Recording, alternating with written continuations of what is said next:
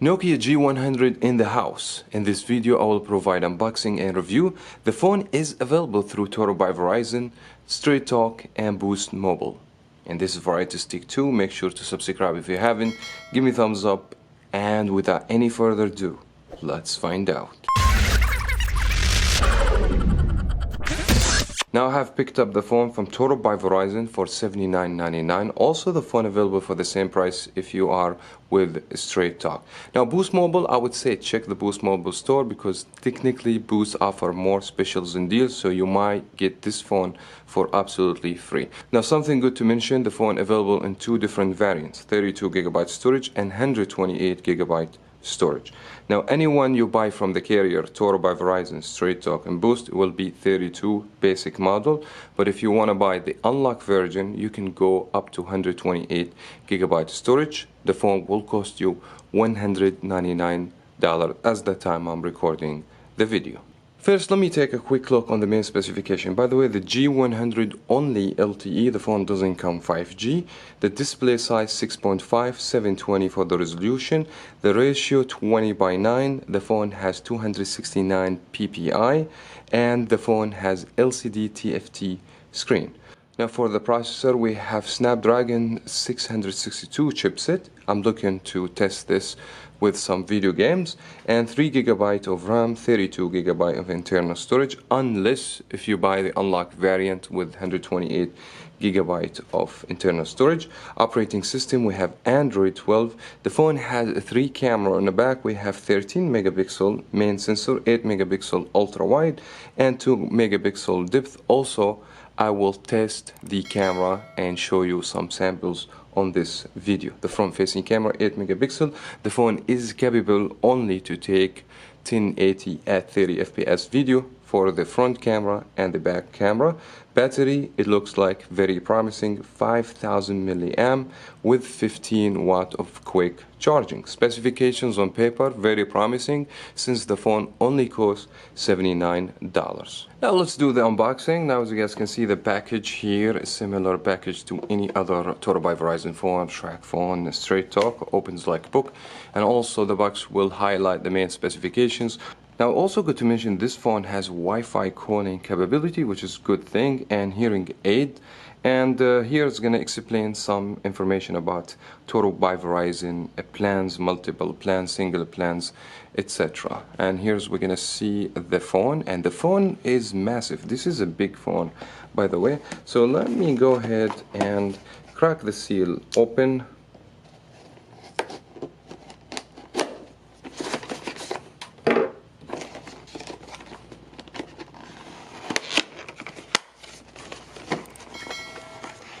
Of course, this is not the package I like. We have a plastic, and we should now see the phone, and here we go. This is just a quick look on the phone. By the way, the color is beautiful. It's kind of like a blue color. Beautiful. And the phone feels nice in the hands. The phone is not chunky. It's very thin phone, so design wise it looks promising. And let me set this on the side just to see what it comes with the box. So we have a 15 watt of a quick charger, which is good. So iPhone with $1,000 phone doesn't come with charger. And USB-C, if I was not mistaken, yeah, the phone take C type. If we go back to the phone, we have a speaker, should be just mono speaker, no stereo, microphone, and we have a SIM tray, and we have fingerprint and power key located on the same place, volume up, volume down key, and just some manual instruction guides and SIM ejector tool.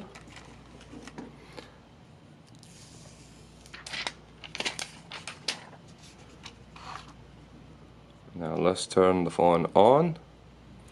We're going to spend some time with the phone and we'll come back with more information. And after spending a decent amount of time with this phone, let me start with the design and build construction. Build construction, this phone is poorly made. Even the phone got scratched from over here, so I didn't even know how this happened. But overall the phone feels so cheap in the hands. The grip is nice though, and the look of the phone also, in my opinion, is decent, but the way the phone like it feels in the hands, and the material, the plastic, the whole build absolutely made very poorly, and it's not something I would recommend if you're looking for more tough and rugged device. Now, since this is a super budget device, you guys won't expect the phone to be rated waterproof or water repellent, so stay away from any liquid. It will damage your phone. And also the phone has fingerprint dedicated with the power key, and it does work, but I see some delay. Sometimes it takes time, that because the processor of this phone doesn't even help to give you the best performance, which is going to cover this later on the video. Now for the display, we have 6.5 inches. The screen is a relatively large screen, and as expected from $79 phone, the brightness level is not that too good. The angle of view, sometimes I feel the colors washed a little bit. Overall is acceptable, as I said, like comparing with the price. For the resolution, I was not expecting more than 720p anyways for a budget phone like this. Overall, the display is acceptable, but it's not great. Now for the operating system, as the time I'm recording the video, the phone has Android 12, and I'm not quite sure if Nokia will push Android 13 for upgraded operating system, but I hope they don't, because as of Android 12 right now, with this hardware, this phone lags and give me so much problems. Now this phone will deliver the same experience of using a stock Android, except there is so many games and apps that were installed on the phone. I didn't like this because the phone limited with 32GB storage. When you have games and apps installed, it won't make the experience in general good. When the good things, you can remove all these games and application, is not going to be a big deal. Other than that, nothing really special about the operating system in this Nokia phone. Now the hardware performance is not too shabby in this phone, even that we have 3GB of RAM. 32GB storage, as I said, is not enough, especially this phone came with so many apps already installed in the phone. It won't keep space. When the memory get filled up, the phone performance won't be so good. Anyways, I have downloaded like 2 or 3 games, like Subway games and other games, 2D and Need for Speed. Now it happened to me once, every game I play, that the phone crashed the game and stopped working by itself. I didn't know why, and then even I realized performance on the phone in general, it takes time. Sometimes when I unlock the phone with the fingerprint, I feel like some delay. Sometimes when I want to just go to the settings, I feel like the phone is taking too much time to load. It's not like fast as it should be, in my opinion. So as I said, performance not too shabby, and I won't recommend this phone for someone willing to play video games or do multitasking and all that stuff. It would be good maybe for like browsing, Facebook, social media. It would be fine. Now for the battery performances, this phone has 5000 mAh battery, relatively a big battery, and the phone is not that powerful.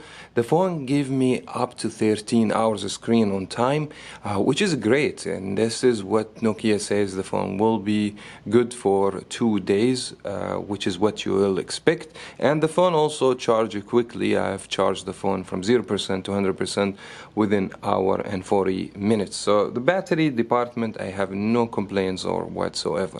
Now last but not least will be the camera. 3 camera on the back. The phone has ultra wide, has wide 2x optical zoom, taking pictures with enough light. Pictures are so good. Shuttering speed also is decent. I didn't have a problems. The phone has capability to take portrait pictures. I didn't like portrait pictures for whatever reason in this phone, and front facing camera also take decent pictures. When you have enough light, you have no problems. Even in the medium light also, I didn't have any issue with the pictures and the image quality. Low light situation, even that this phone has a night mode, I have noticed there are some problems on the pictures, so much noise, and the quality is not so good.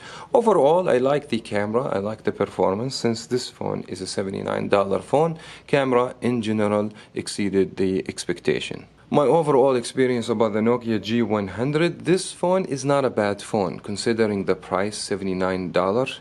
has decent camera, battery performance is good. Relatively, the screen is not terrible. Performance is bad. I didn't like it. The software optimization, also something I did not like with the phone. But overall, for the price, I can't really complain. And now, if you're willing to put maybe like a $20 more, you can go with the Moto G 5G 2022. Way much better phone than this one, and the difference only $20. I will leave the link on the description box for the video I have made about the Moto G 5G 2022 from Moto, and that was a great phone. It's 5G, 64GB storage, great hardware performance. Check the link in the description box for more information about this phone.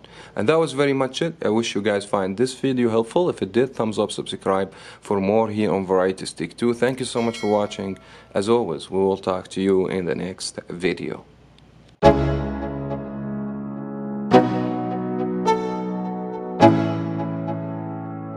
Let's go. Yo, I'm like an addict, do I gotta have it. I ain't even playing, got a really bad habit. If it moves, gotta grab it, fuse like a magnet. Lose, won't have it till I'm doomed in a casket. I ain't playing, gotta